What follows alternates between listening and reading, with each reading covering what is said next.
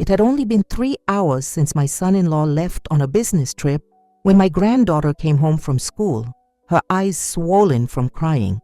She barely whispered to me, "Grandma, get me out of here. I'm scared of Dad." When we got to my house, she handed me a recording. When I listened to it, my legs gave out from under me.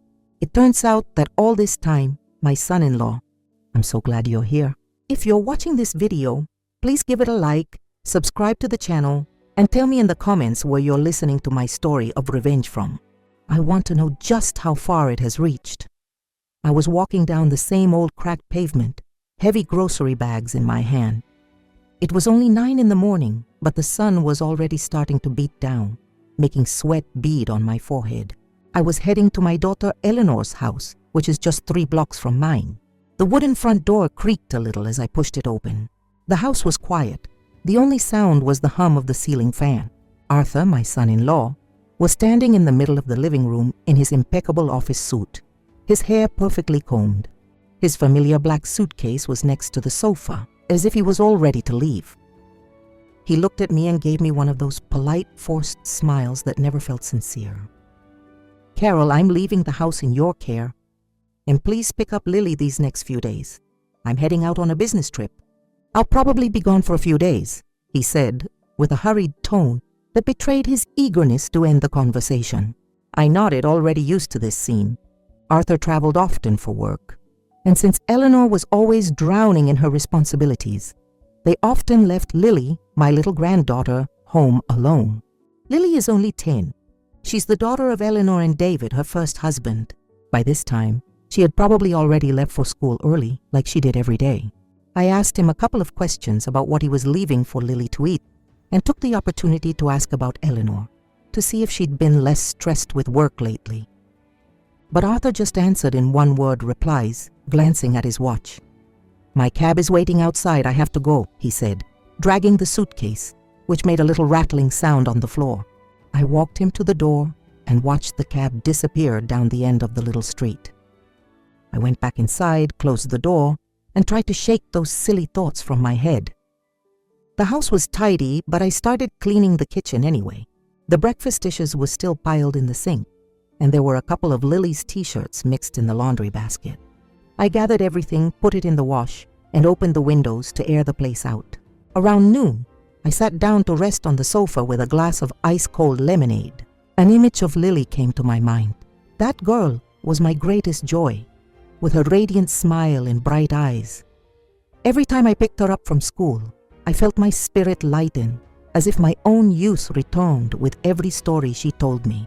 But lately, I had noticed that Lily was talking less, and her smiles were becoming rarer. I told myself it was probably because she was growing up, or maybe she still wasn't used to Arthur. Whatever the case, the girl still loved David, her biological father, very much, even though he didn't appear much in her and Eleanor's life anymore. In the afternoon, I took my cloth tote bag and walked to the elementary school. The school gate was a hive of activity, with parents crowded together and the chatter of children sounding like a flock of sparrows. I stood on a corner, my eyes fixed on the river of children pouring out the gate. The other kids were running and jumping, showing off their grades to their parents, laughing and talking excitedly. But I waited and waited, and Lily didn't appear. I started to feel a knot in my stomach. I stood on my tiptoes, trying to see over the crowd. Finally, I saw her come out, the very last one. Her heavy backpack hung from one shoulder. Her head was bowed, and she walked so slowly it was as if she were carrying the weight of the world on her back. "Lily!" I called out, waving my hand. The girl flinched, looked up for a second, and then looked down again. When she got closer, I nearly froze. Her little face was pale, and her eyes were red and swollen as if she had been crying. Her usual innocent smile was gone, and in its place was an expression of exhaustion, as if she were trying to hide something. I felt my heart clench, a sharp pain rising in my chest. "Lily, what is it, sweetie? Did something happen at school?" I asked, my voice trembling as I took her hand. Lily just shook her head, saying nothing. Her little hand was ice cold in mine, despite the sweltering heat. I wanted to ask more, but seeing her empty gaze, I decided to swallow my questions. I squeezed her hand tightly and took her to the bus stop near the school. During the entire ride home, the girl sat pressed against me, hugging her backpack, without saying a single word. To everything I asked, she just nodded or shook her head, her eyes fixed on the floor of the bus. The unease inside me grew and grew, like a heavy stone on my chest. The door to Eleanor's house closed behind us, and the sound of the deadbolt seemed to end a long and anxious day. I told the girl to take off her shoes, trying to keep my voice calm, but inside I was a bundle of nerves. Lily just stood there, clutching her backpack tightly, not bothering to lift her head. I went to the kitchen, prepared a glass of warm milk, and placed it in front of her on the dining table. Steam rose from the mug, but she didn't even touch it. She just sat there, her gaze lost on the floor, as if all the weight of the world was on her thin little shoulders. I pulled up a chair and sat beside her, placed a hand on her shoulder and spoke in the softest voice I could manage. "Lily? Honey, tell your grandma. What happened at school? Did someone make you feel bad?" I tried to smile, hoping my familiar face would encourage her to talk. But Lily just shook her head, pressing her lips together, her little hands gripping the backpack strap so tightly her knuckles turned white. I wanted to insist, but seeing her red, swollen eyes, I held back. Something was very wrong, I knew it, but I didn't want to force her to talk if she wasn't ready. Suddenly, as if something inside her broke, Lily let out a cry and burst into tears. Her cry was sharp, like a knife stabbing into my heart. She began to tremble, her shoulders hunched, and between choked sobs she managed to get out a few broken words. "Grandma, get me out of here. I'm so scared of my dad." Her voice was barely a whisper, but each word pierced my soul, leaving me frozen and unsure of what to do. "Dad, you mean Arthur? What are you scared of? Tell me, sweetie." I tried to stay calm, but my voice was already shaking and my heart was pounding as if it would burst from my chest. Lily shook her head desperately, tears streaming down her cheeks. "I don't want to be here anymore. Grandma, please." She hugged me tightly, burying her face in my chest, and I felt her hot breath on my blouse. I wrapped my arms around her, patting her back, but I felt like I was suffocating. Arthur? The man I thought was a support for Eleanor, Lily's decent stepfather. I couldn't believe it, but the look of panic in Lily's eyes was not something a 10-year-old girl could fake. I reassured her. It's okay, honey, it's over. Your grandma will get you out of here. Don't be afraid. I'm here." But the truth was, I was scared too. Scared that what I was about to face was more than I could bear. There was no other choice. I decided to take Lily to my house, 3 blocks away. I took her by the hand, carried her heavy backpack, and we left Eleanor's house. Lily walked beside me, dragging her feet, her head hung low. I didn't dare ask her any more questions. I just squeezed her hand, trying to give her a little bit of security. When we got to my house and the old wooden door closed, I could finally breathe a little. My house is small but cozy, filled with memories of the days when Michael, my husband, was still alive. I took Lily to the living room and sat her on the sofa. "Sit here, sweetie, I'll get you a glass of water, okay?" I said, forcing a cheerful tone. But Lily was still hugging her backpack, unwilling to let it go. I sat next to her and gently pried her hands away. "It's okay, Lily, it's just you and me here. No one is going to hurt you." The girl hesitated, looked me in the eyes, and with trembling hands she unzipped her backpack.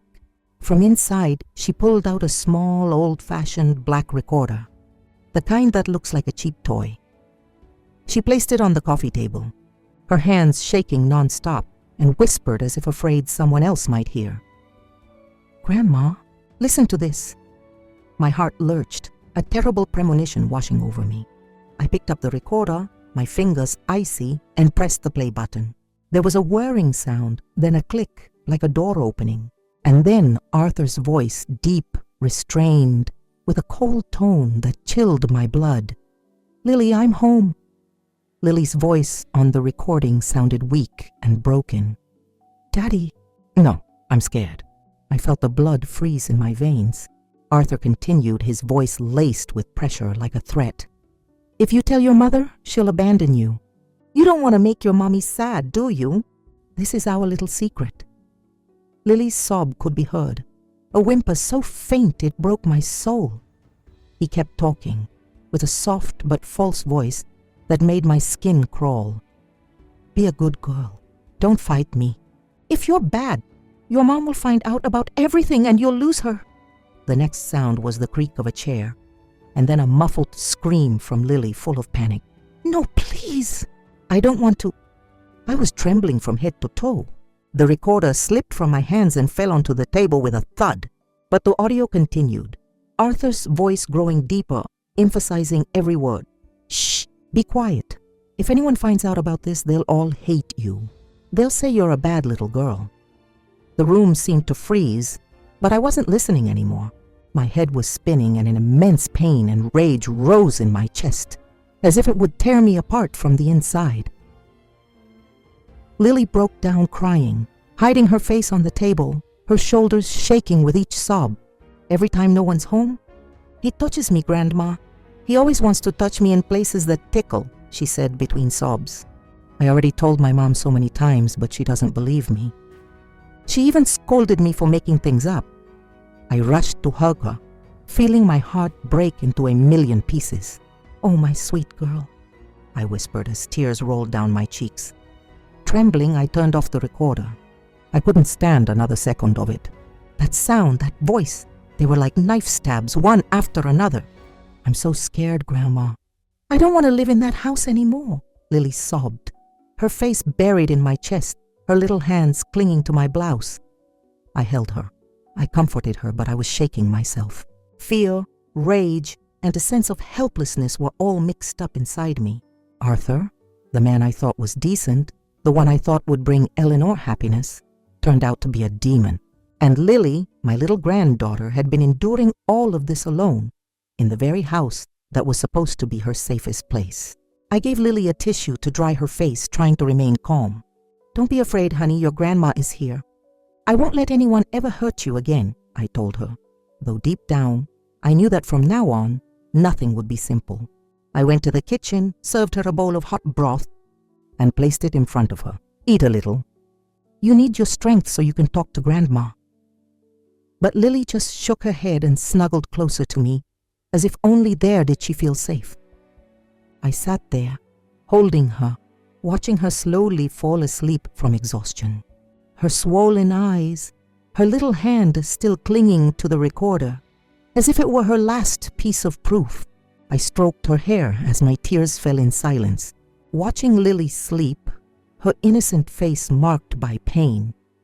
I knew that from that moment on, life for her and for me would never be peaceful again.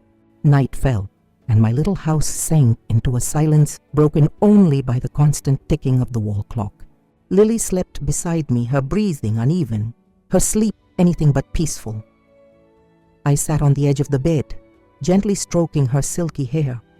Each strand that slipped through my fingers reminded me of the days when she was a baby, snuggling in my arms, asking for a story. But now, her innocent face was filled with pain, and her swollen eyes still reflected fear. My heart felt heavy, as if a boulder was crushing my chest. I picked up the phone, dialed the number for Eleanor, my daughter.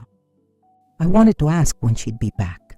I wanted to tell her everything, to scream at her so she would understand the pain her daughter was suffering. But the phone rang and no one answered. I sighed, put the phone aside, and a sense of powerlessness washed over me. Eleanor, so busy with her work, with her big projects, with the life she thought was happy next to Arthur. But couldn't she see that Lily, her own flesh and blood, was being destroyed inside that very same house? Around 10 at night, Lily woke up with a start. She looked around, disoriented, with a look of panic, as if she had just escaped a nightmare. She clung to me tightly, her trembling little hands gripping my clothes. "Grandma, I'm scared." Her voice was hoarse, weak, as if all her energy was gone.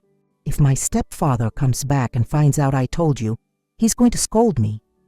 "What's he going to do to me now, Grandma?" Every word from Lily was like a stab to my heart.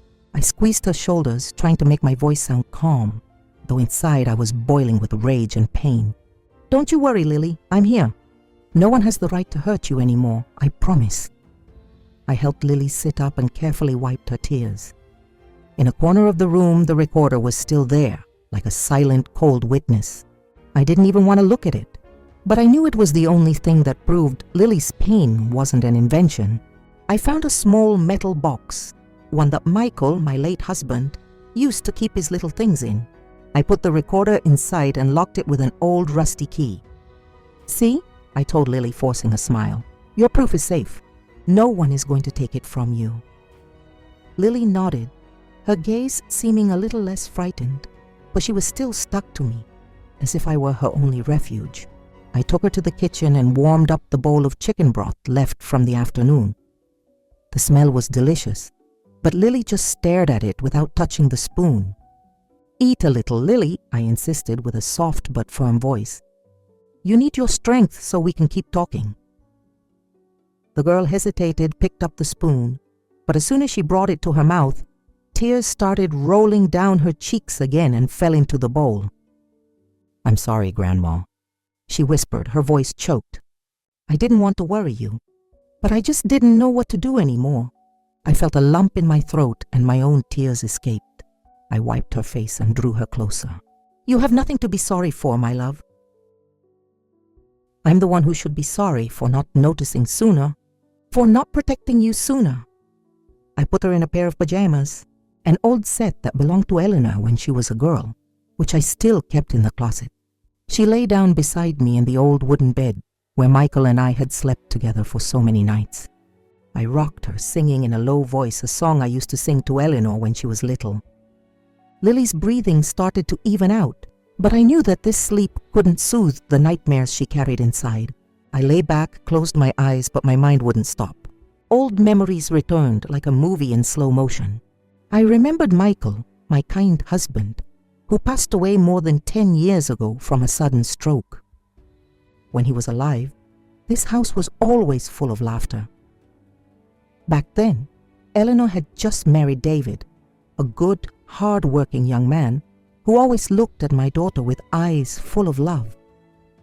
I still remember their wedding day, Eleanor radiant in a simple white dress, and David so nervous holding her hand in front of the guests, his face as red as a schoolboy's. I was there, tears streaming down my face, not of sadness, but of happiness to see my daughter had found a good man.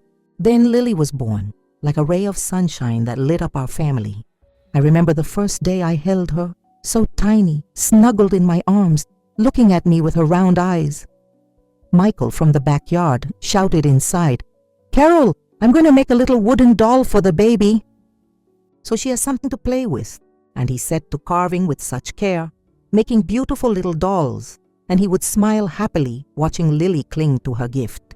In the evenings, David would come home from work, and the first thing he'd do was pick up his daughter, kiss her cheeks, while Eleanor prepared dinner. I would sit and watch them, the whole family together, and my heart would feel warm as if I were basking in the sun. Those were the happiest days, simple but complete. Everything started to fall apart when Michael, my husband, passed away. A sudden stroke snatched him from me, leaving this little house as empty as a shell. I still remember that day, when the doctor called me into the emergency room and said in a soft but cold voice, "We did everything we could, Mrs. Carroll." I just stood there, my legs weak, looking at Michael motionless in the bed, his kind face now just a shadow. I didn't cry then, but when I got home, when I sat in the chair where he always sat, I broke down. The house, once full of laughter, now only had the ticking of the clock, as if counting the days of my loneliness. Eleanor was also shaken by her father's death. She tried to act strong, but I saw the empty look in her eyes every time she came into the house. David was no better. He was a good, hard-working man who always wanted to give his wife and daughter a good life. But his work started to go badly. A close friend convinced him to invest in a business that promised huge profits. I remember that night, when Eleanor and Lily were already asleep, David sat with me on the patio, his eyes full of worry. "Mom," he said, using the term of respect, "I don't want my wife and daughter to suffer because of me. If this business works out, I'm going to give Eleanor and Lily a bigger house, a life without worries." I advised him to be careful, not to rush, that happiness wasn't in money, but David was young, full of ambition, and perhaps he felt the pressure to prove he was the man of the house. I couldn't blame him, but my heart wasn't at ease. Just a year later, everything collapsed. The business failed and David lost everything. Debts surrounded him like a storm. I saw David change, from an optimistic young man to a silent man, always with a heavy expression on his face. Once I found him sitting on the patio, his gaze lost, his eyes red, holding a cigarette he wasn't smoking. Lily, who was just 4 at the time, ran to him and placed a little wild flower in his hand with an innocent smile that seemed to want to comfort him. David just hugged the girl tightly without saying a word, but I saw how his shoulders trembled. Debt collectors started showing up at the house, banging on the door, their shouts audible all down the street. The neighbors started whispering, pointing at Eleanor whenever she passed. I saw my daughter getting more and more tired, trying to carry the whole family while David sank into despair. One night, David called Eleanor and me into the living room. He stood there, his fists clenched, and said in a trembling voice, "Eleanor, I don't want you and Lily to suffer because of me. I think we should get a divorce." Eleanor froze, then burst into tears and hugged David, begging him to stay. "Don't go, David. We'll get through this together." But David just shook his head, his eyes full of pain. "I don't deserve you, Eleanor. I don't want to drag you both down with me." Lily, too small to understand, just stood in a corner, watching her mother cry and her father drag a suitcase to the door. I was there, my heart in pieces, but I couldn't do anything. I understood David. I understood that for him, leaving was the only way to protect Eleanor and Lily from the weight of his debts. But seeing my daughter fall to the floor, hugging Lily and crying, I wanted to scream that it was all a mistake. David left, taking a piece of Eleanor's and Lily's hearts with him, and leaving a void that I knew would never be filled. After that day, the debt collector stopped coming. Eleanor cut off all contact with David and threw herself completely into her work. She worked like a mad woman day and night at the office, as if only work could help her forget the pain. Not long after, Eleanor got a raise and then a promotion. She decided to take Lily and rent an apartment, far from this house full of memories of Michael and me. I supported her, but I couldn't help feeling sad. I saw Lily less, only occasionally picking her up for the weekend. On those occasions, I could see that Lily missed her dad, and she would ask me, "Grandma, where's my daddy? Is he coming to play with me?" I could only hug her and lie, telling her that her dad was busy, but that he would come visit soon. David, during those years, lived in silence, working tirelessly to pay off his debts. He didn't come to the house often for fear the collectors would show up and bother Eleanor and Lily. But I knew he never stopped loving Lily. Once, I saw him standing on the corner, at a distance from Eleanor's house, watching the girl play in the yard. He didn't approach, just stood there, his gaze full of love and regret. I wanted to call him over, tell him to come in, but I stopped myself, afraid of making things more complicated. In the years that followed David's departure, I watched Eleanor fight to get ahead, like a tree trying to grow in the middle of a storm.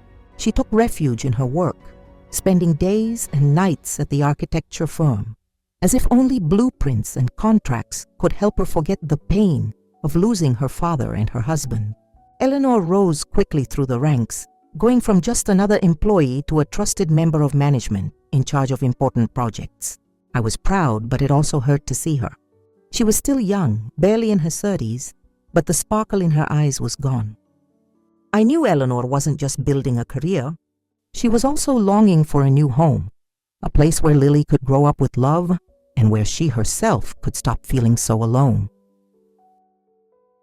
I still went to her house often to look after Lily on the days she came home late.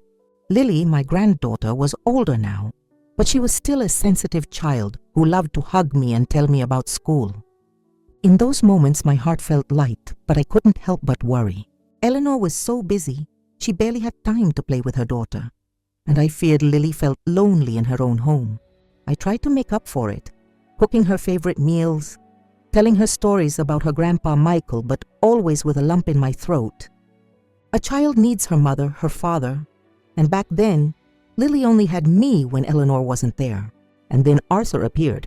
I still remember the first time Eleanor told me about him, Her voice sounded excited, as if she had found a light after so many dark days. I met him at the company party," Eleanor told me, her eyes shining. "Arthur is a mature man, very polite, and he's a wonderful conversationalist. He works in the finance department, and everyone really likes him." I smiled, happy for her, but deep down I felt a certain reservation. After all the suffering with David, I just wanted Eleanor to find someone truly good, not just for her, but for Lily too. Over time, Arthur became a constant presence in Eleanor's house. Every time he came over, he'd bring a basket of fresh fruit or a little gift for Lily: ice cream, a small doll, a coloring book. I watched how Arthur spoke to Lily in a soft voice, always joking to make her laugh. Once I came to visit and found him changing a light bulb on the patio, sweat beading on his forehead. He looked up and smiled at me. "Don't you worry. Carol, leave the house repairs to me." That attitude put me at ease a little. I thought that maybe Eleanor had finally found a man who cared about his family, someone who could give her the happiness she so deserved. At first, Lily was shy around Arthur. She used to hide behind me and would barely manage a forced smile when he gave her a gift. But in front of Eleanor and me, Lily seemed to be opening up little by little, or at least that's what I thought. Once I saw her eating an ice cream that Arthur had bought her, sitting in a corner with a smile on her face. I told myself it was just a matter of time before Lily got used to her stepfather. After all, the girl still missed David, her real dad, very much. The few times David called to see how she was, Lily would tell me excitedly, her voice as cheerful as a little bird's. I didn't want to force her to forget David, but I also hoped Arthur would be a good father figure, even if he couldn't replace him. Eleanor and Arthur's wedding was simple but very warm. I remember that day, Lily wore a pastel pink dress and held a small bouquet of flowers, standing next to her mom in the church. She looked beautiful, but there was a hint of sadness in her eyes, as if she were trying to please her mother. Eleanor, on the other hand, was radiant, her smile shining as brightly as the day she married David. I was sitting in one of the pews, tears rolling down my cheeks, not of sadness, but of hope. I prayed silently, asking that this be a new beginning for my daughter, for Lily, for our whole family. Arthur, with his polite air and confident smile, made me believe he would bring peace to the lives of Eleanor and her daughter. After the wedding, Arthur moved into Eleanor's house. He behaved like a hard-working man, often took Lily to school, stopped by my house to say hello, and even fixed the wooden kitchen door at Eleanor's that always creaked. I saw him as thoughtful and attentive, and I began to think I had worried for nothing. Once, Arthur brought me a jar of honey, saying he'd bought it in his hometown and knew I liked it. "Take care of yourself, Carol," he said with a sincere tone. I thanked him, feeling a sense of relief in my heart. Maybe, I thought, Arthur really was a good man. But Eleanor was getting busier and busier. She took on more big projects, left early and came back very late, sometimes even staying at the office on weekends. Arthur, for his part, began to travel a lot for work, leaving Lily home alone more frequently. I started to worry, afraid the girl was feeling lonely. One day, Eleanor called me, her voice sounding exhausted. "Mom, I'm swamped with work. I can't be with Lily all the time. Could you come over and watch her during the day?" I heard her voice and felt a mix of pity and sadness. "Of course, honey, don't you worry. I'll take care of Lily," I answered without hesitation. I loved Eleanor, but I loved Lily more. A 10-year-old girl, no matter how strong, needs care and love. From that day on, a new routine was formed. Early in the morning, I'd go to Eleanor's house, make Lily breakfast, and take her to school. In the afternoon, I'd pick her up, make her lunch, and ask how her day went. At night, I'd return to my house, my heart happy to have been with Lily, but also heavy seeing that she spoke less each day. There were days I noticed Lily forcing a smile, and her gaze would shift away whenever I mentioned Arthur. "Do you have fun with your stepfather?" I'd ask, trying to sound casual. Lily would just shake her head and whisper, "Everything's fine, Grandma." I felt a lump in my throat, but I didn't dare press her. I told myself that maybe she just wasn't used to Arthur yet, especially since she still missed David so much. Tonight, after the truth came out, I could barely sleep. My eyes were irritated, but sleep wouldn't come. The recording of Arthur's voice kept playing in my head. Each cold word, each of Lily's sobs, was like a stab to my heart. I was lying next to my granddaughter, watching her innocent face trapped in a restless sleep, and I felt like my soul was hanging by a thread. The next morning, I tried to act normal. I took Lily to school like any other day. The girl was silent, not saying a word, just squeezing my hand the whole way. I smiled at her, pretending everything was fine, but inside, I knew I was preparing for a battle. The recorder was in my old cloth bag, like a ticking time bomb ready to explode. I left Lily in her classroom, watching her walk slowly, her heavy backpack making one shoulder dip lower than the other. "Be good, sweetie," I said, forcing a sweet voice. Lily just nodded, her eyes still filled with anguish. I turned away, my heart in pieces, and promised myself that today I would confront Eleanor, even if it meant destroying what was left of our family. Eleanor didn't get home until late. I decided to stay, even though I'd normally be home by then. I sat at the dining table, clutching my cloth bag, feeling a fire inside me but trying to stay calm. When Eleanor came in, she looked exhausted with dark circles under her eyes. She quickly took off her heels and threw her purse on the sofa. "Mom, you haven't left yet?" she asked, her voice surprised but unable to hide her fatigue. I didn't answer right away. I just stood up and pointed to a chair. "Sit down, Eleanor. I need to talk to you." Lily was sitting next to me, silent, hugging her backpack with her head down. I took the recorder out of my bag, placed it on the table, and with trembling fingers pressed the play button. The whirring sound started, and then Arthur's voice, cold and terrifying. "Lily, I'm home." Lily's voice, between sobs, answered on the recording, "Daddy." "No, I'm scared." And then Arthur's threatening voice, "If you tell your mother, she'll abandon you. This is our little secret." Every word was like a stab, not just for me. I saw Eleanor freeze, her eyes wide, gripping the edge of the table. But then, as if refusing to believe it, Eleanor frowned and dismissed it with a wave of her hand. "Impossible! This is a lie. Lily, you hate your stepfather, and that's why you made all this up, isn't it?"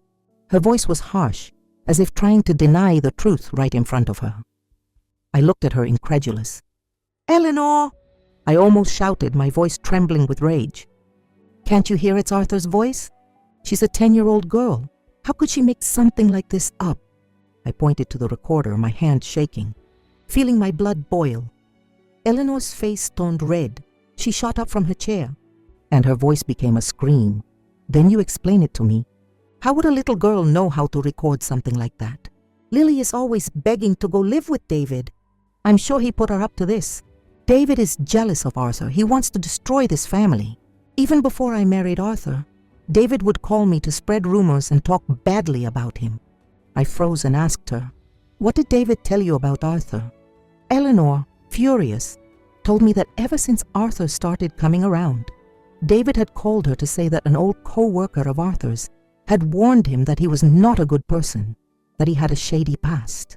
"David is just jealous because I found happiness again," Eleanor shouted. "He wants to ruin my family, and he used Lily to do this." I contained my rage and turned to Lily. The girl was trembling, her eyes full of tears, her little hands clinging to my arm. "I told you, Grandma." Lily sobbed, her voice breaking. "I already told my mom so many times, but she never believed me." Her crying broke my heart. I hugged her tightly, feeling her little body tremble in my arms. "Don't be afraid, honey, I'm here," I whispered. But my eyes remained fixed on Eleanor, as if wanting to burn away her blindness with my gaze. Eleanor jumped up, her hands shaking, and pointed at Lily. "It must have been David. He's always wanted to turn her against me. He wants her to hate Arthur." Her voice broke as if she were trying to convince herself. I couldn't take it anymore. I slammed my hand on the table and yelled, "Eleanor, you are so blind you can't see how your own daughter is suffering." The sound echoed in the room, making it tremble. The air grew so tense it was hard to breathe. The only sound was Lily's muffled sobs, a small but sharp sound, like a plea for help. I held her tightly, looking directly into Eleanor's eyes. I felt an immense fury, but also a deep pain. Eleanor, my daughter, the one I raised and loved my whole life, was now choosing to believe a man over her own child. "Listen to me very carefully, Eleanor," I said, my voice low but firm. "This is not a lie. This is the truth. It's Lily's pain. And if you won't believe her, then I will protect her myself." I squeezed Lily's hand, feeling its faint warmth, a reminder that I couldn't leave her alone for another second. The kitchen in Eleanor's house felt heavy, as if the air had grown thick after the argument. Eleanor stood with her arms crossed, her face flushed and her breathing heavy, as if she were fighting to contain her rage or her own confusion. I was still sitting next to Lily, patting her back gently, feeling her little body still trembling under my hand. Lily's sobs were like daggers in my heart, filling me with pain and fury. I took a deep breath, looked at Lily's swollen eyes and asked as gently as I could, "Tell me the truth, sweetie. Where did you get that recorder?" I needed to know, not because I doubted her, but to understand everything, to be sure I had the whole truth in my hands. Lily hesitated, her little hands fiddling with her backpack strap, her head down. Suddenly she burst into tears again, her cries echoing in the silent kitchen, as if shattering everything. "Grandma," she sobbed, her voice choked. "A few weeks ago when I saw my dad, I was crying. I only dared to tell him that my stepfather punished me a lot, that I was scared of him. My dad didn't ask any more questions. He just gave me this little thing. He told me that if I ever felt like I was in danger, I should press the red button." Lily's words hit me like a sledgehammer. I froze, still holding her, but my head was spinning. David, the father who had stayed away, who had suffered so much to protect them, was the one who had given his daughter the tool to defend herself. I felt a mixture of pain and gratitude. David, even though he wasn't with them, was still finding a way to protect his daughter.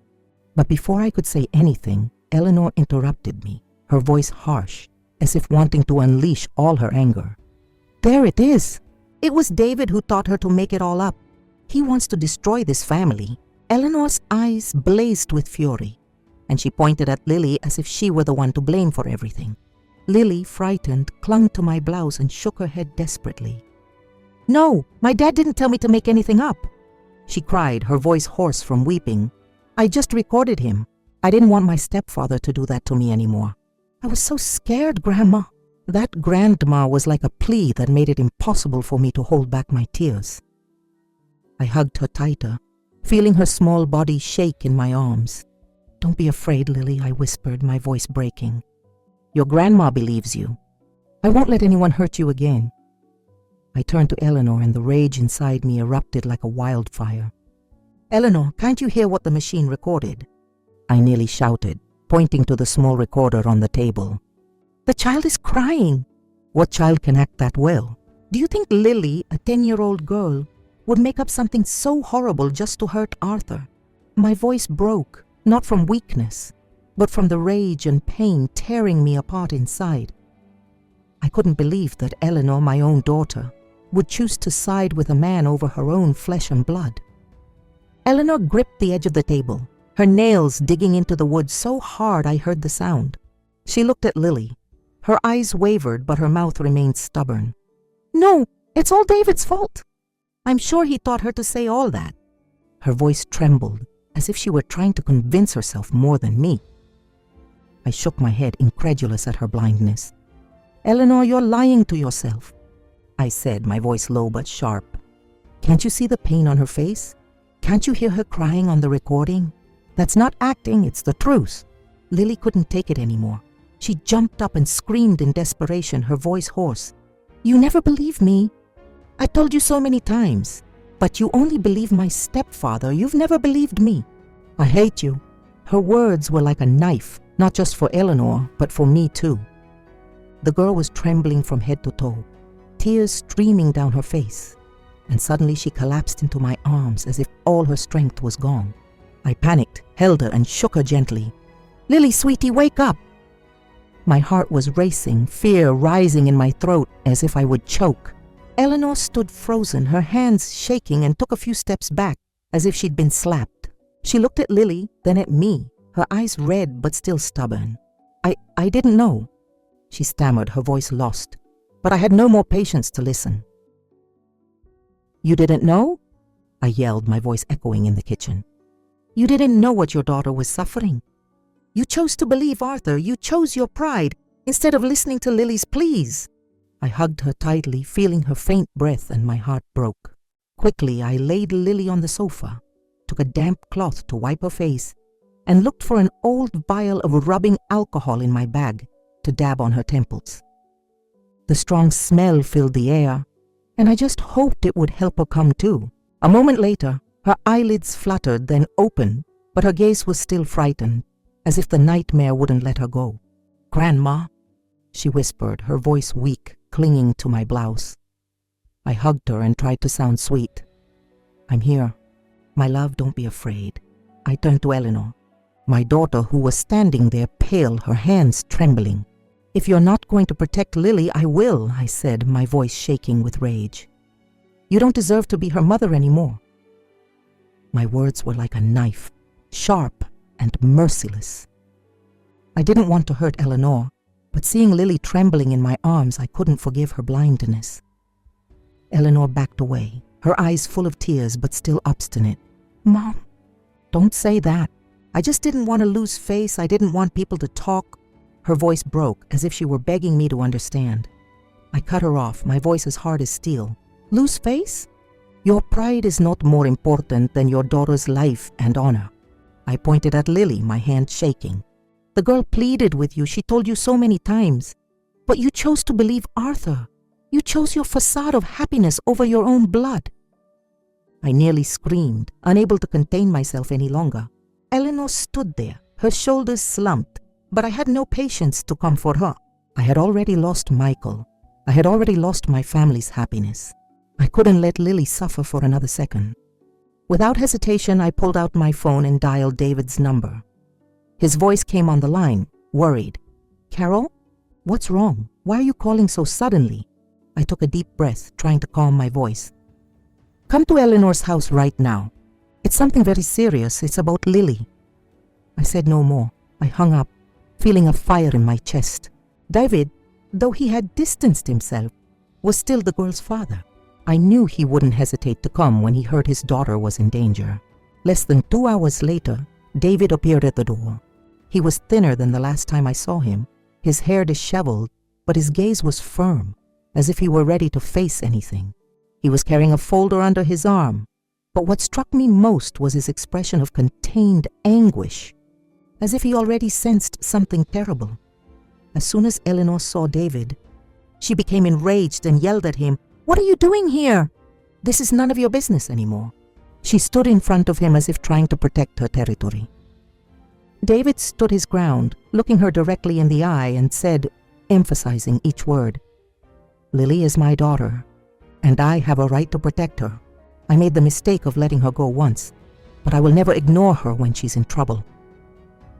His words sounded like a declaration of war, not against Eleanor, but against everything that had hurt Lily. I saw his eyes were red, not from weakness, but from a father's rage and pain. Lily burst into tears, broke free from my arms, and ran to hug David, burying her face in his chest and saying between sobs, "I want to go with you, Daddy. I don't ever want to come back to this house. I hate my mom. I hate my stepfather." The girl's crying filled the room, shattering the air. David hugged her tightly, stroking her hair, and said with a broken voice, "I'm here. Lily, I'm not going to let you be scared anymore." I stood there, tears streaming down my face, feeling a small comfort in seeing Lily had found a refuge. But at the same time, it hurt to see my family breaking apart once more. David looked up and met my eyes, confused. I said nothing, just silently picked up the recorder and pressed play. Arthur's voice echoed, cold and terrifying, each word like a stab. David's face changed rapidly, from confusion to horror, and finally to fury. When the recording ended, he shot up, his fists clenched, and turned to Eleanor, shouting so loudly it seemed he would break something. I may have failed, Eleanor, but I never turned my back on Lily. You, on the other hand, left her in the hands of a monster. David's words were sharp, like a direct slap to Eleanor's face.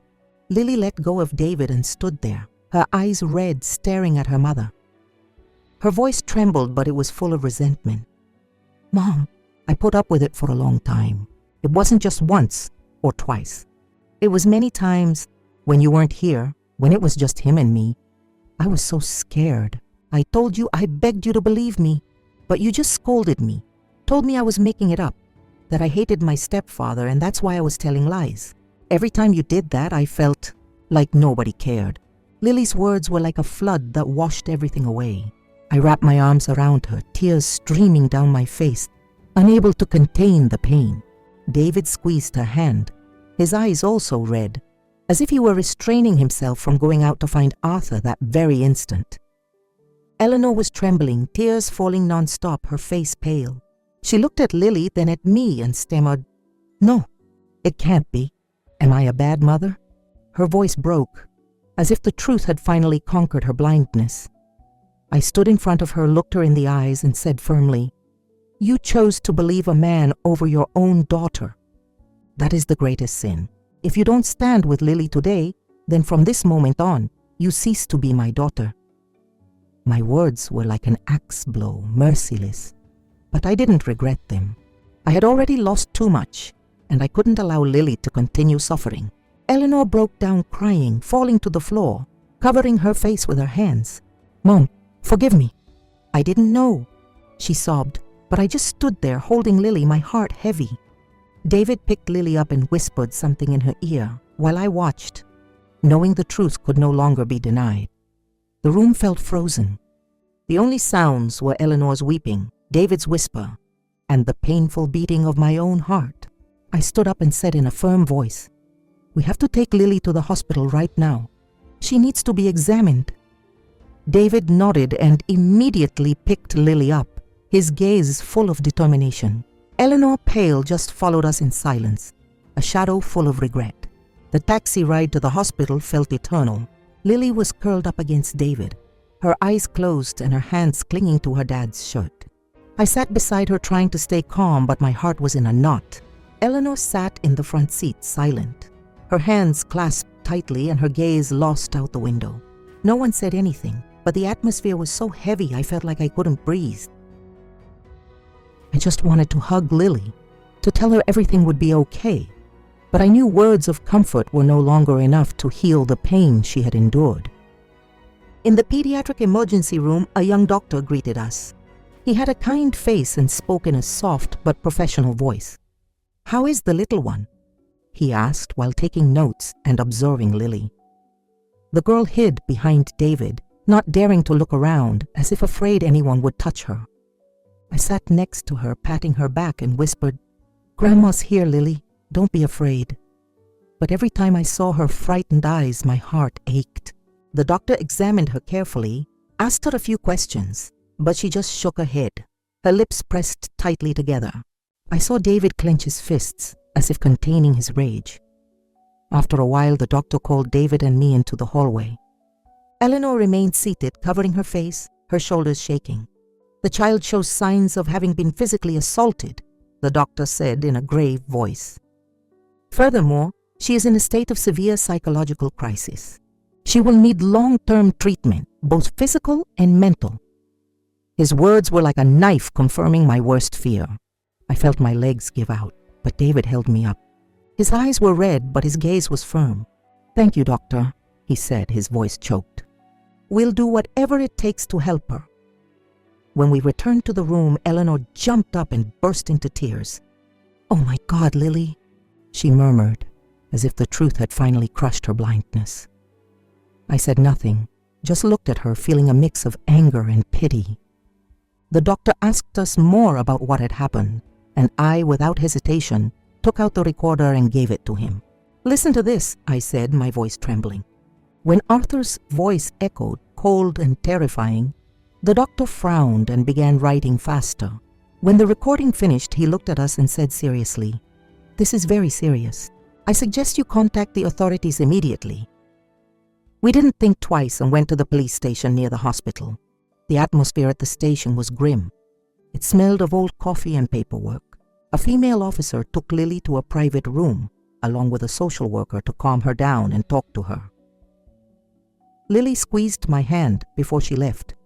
her gaze pleading for me not to leave her. "I'll be right here, Lily," I told her, forcing a smile.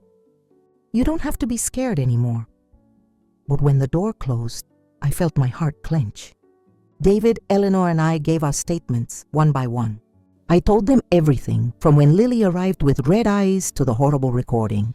David added, his voice full of fury, how he had given Lily the recorder to protect herself. Eleanor sat in silence, only nodding when asked questions as tears fell without a sound.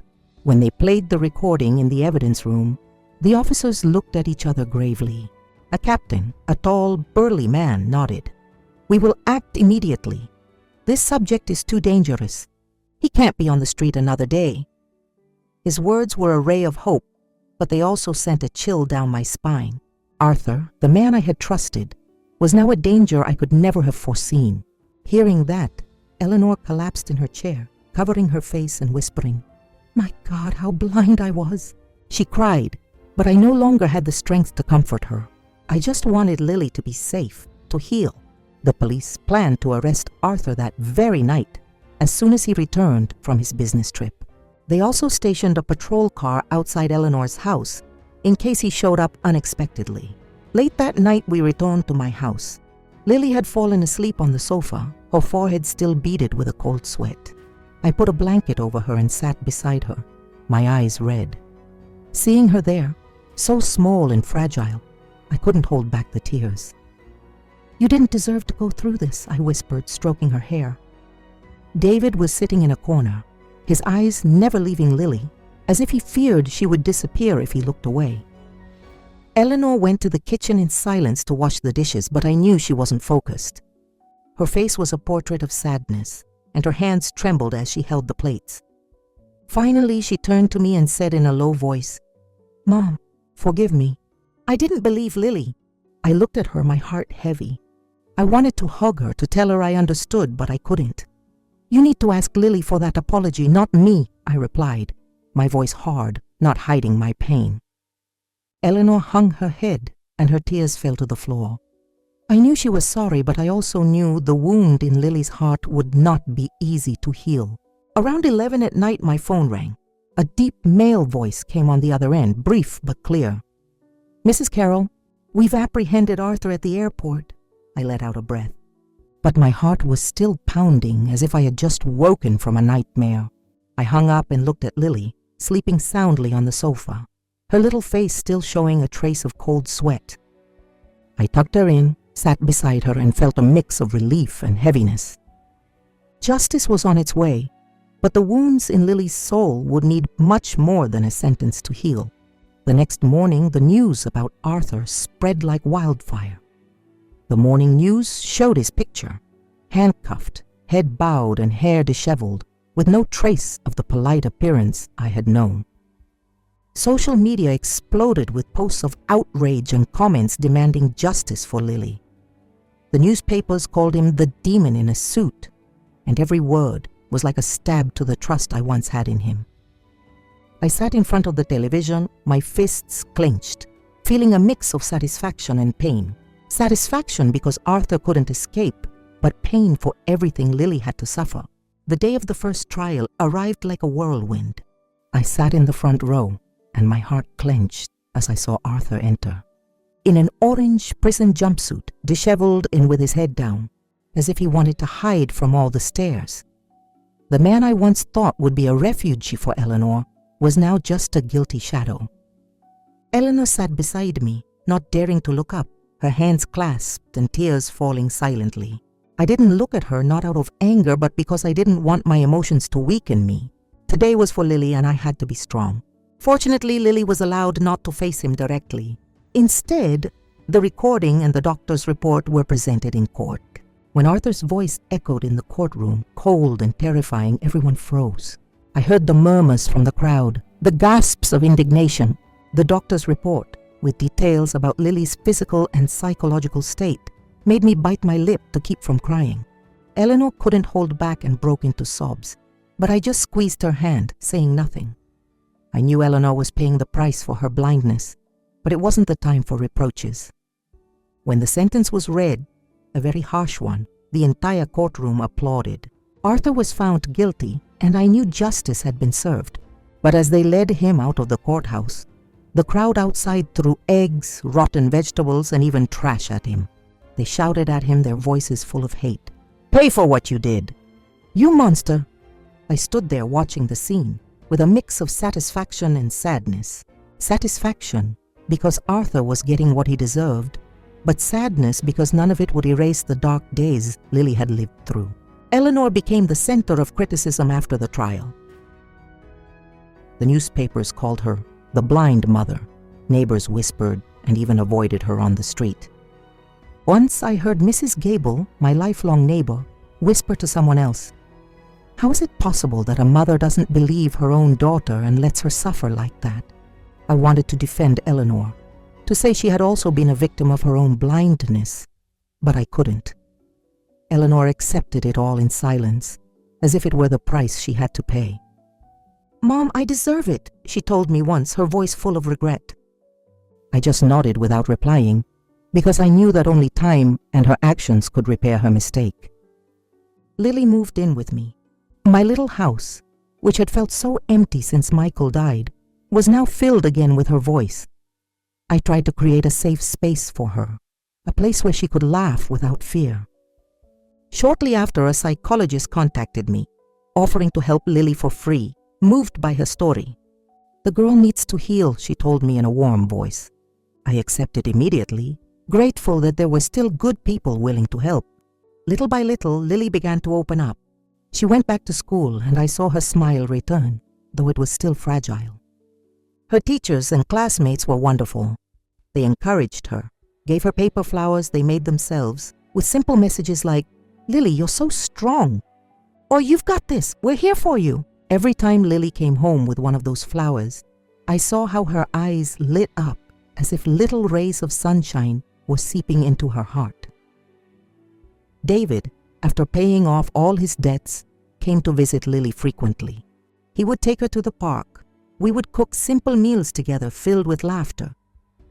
Lily would cling to her dad like before, excitedly telling him about school, about her new teacher, or the boy who sat next to her. Seeing them together, I felt my soul rest, as if a piece of the happiness from before was returning. David had also changed. He was no longer the silent, regretful man from before. "Carol, I will never let Lily suffer again," he told me once, his voice firm. I nodded, knowing he was trying to right the wrongs of the past. Eleanor, now living alone, went to work in silence and came to visit Lily on weekends. She learned to be patient. She was no longer as stubborn as before, but Lily was still reserved, and there was still a distance in her eyes when she looked at her mother. Once, Eleanor brought her a cake, her favorite, and said timidly, "I made this for you. Do you want to try it?" Lily nodded, but she didn't smile, just took a piece and ate slowly. I knew the wound in her heart was not easy to heal, but at least I saw that she no longer avoided her mother completely. One afternoon, I was sitting on the patio, watching Lily run after some little birds, and her crystal-clear laughter sounded like little bells in the sunset. I felt an immense peace, but I also reminded myself, only when we believe a child's voice can we truly save them from the darkness. I almost lost Lily, almost let her sink into a pain that no one heard, but now, seeing her laugh, I knew I had kept the promise I made to her, to Michael and to myself. Although the road ahead would be long, I would always be here to protect Lily, so she could find the light in her life again. I have been through everything, from pain to fury, and now that I look back, I just want to tell everyone one thing: never underestimate a child's voice. Their fear, their tears, and their pleas are never inventions to bother adults.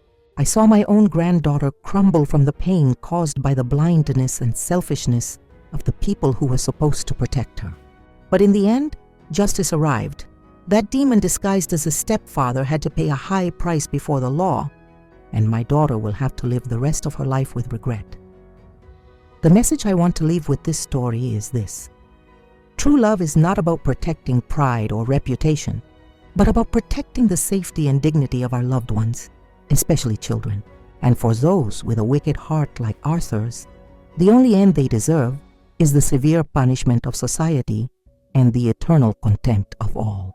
The story you have just heard has had names and places changed to protect the identities of those involved.